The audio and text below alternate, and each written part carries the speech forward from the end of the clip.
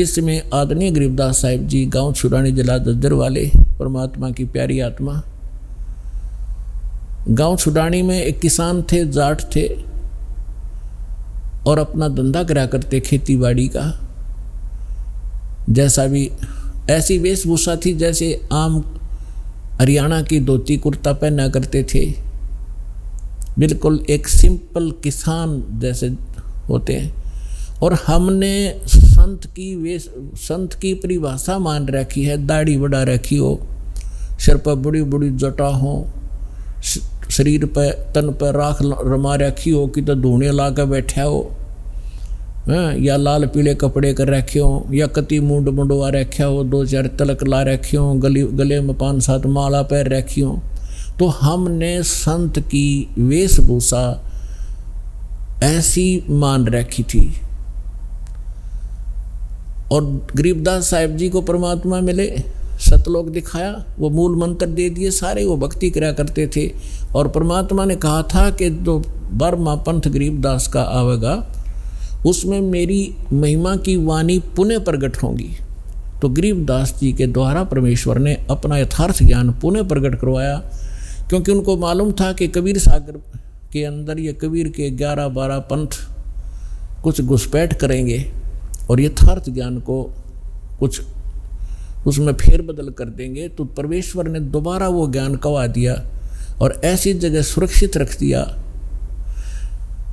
गरीबदास जी द्वारा लिखा हुआ एक ग्रंथ है, और उसके विषय में दास तो गरीबदास पंथ से ही अलग हुआ है।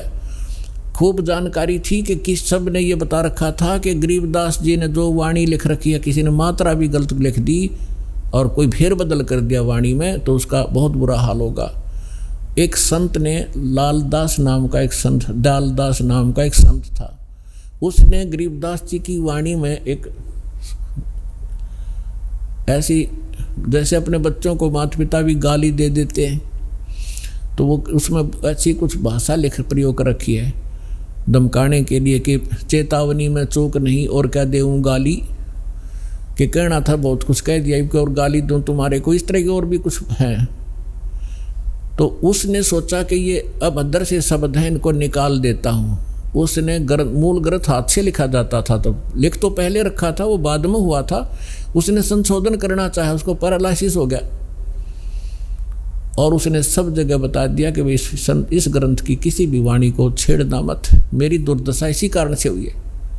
और छुड़ानी के अंदर उसकी एक अलग से मकान भी बना हुआ, दयालदास कोठी बोल रहे हैं उसने। तो उस परमात्मा ने ऐसा झटका दिया कि गरीबदास के पंथ में इस ग्रंथ साहब में किसी ने 250 वर्ष हो गए, किसी ने मात्रा भी गलत नहीं की, जो आज अपने पास सुरक्षित है।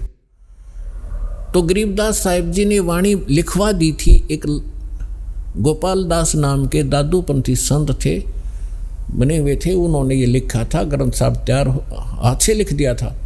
और उसी में से कुछ अंश निकाल कर, जैसे जपजी साहब बना रखा है गुरु ग्रंथ साहिब से, और गीता जी का कोई निकाल लेते हैं, 5-4 श्लोक रोज कर लेते हैं। ऐसे ही गरीबदास जी की वाणी से ब्रह्मवेदी वगैरह, ये जैसे हम आपको नित्यनेम के लिए देते हैं भक्ति बोध के माध्यम से, ऐसे वो गरीबदास जी के शिष्य जो थे वो ऐसे जाप किया करते थे, नित्यनेम ऐसे ही करते थे सुबह सुबह।